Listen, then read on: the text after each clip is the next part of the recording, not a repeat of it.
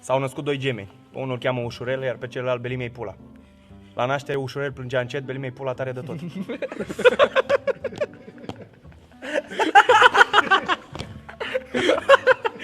Gata? Mamă, mă pești! Pe la 7 ani au mers la școală. Ușurel făcea un exercițiu odată, Belimei Pula de 10 ori.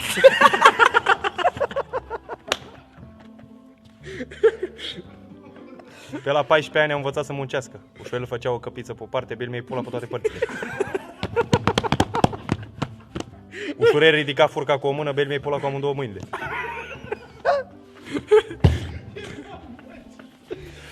Pe la 25 de ani se împrietenesc.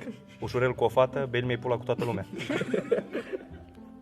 Ușurel face nuntă în familie, Belimei Pula cu toate neamurile. Cei doi frați au îmbătrânit. Ușurel a fost fericit o perioadă, Belimei Pula toată viața.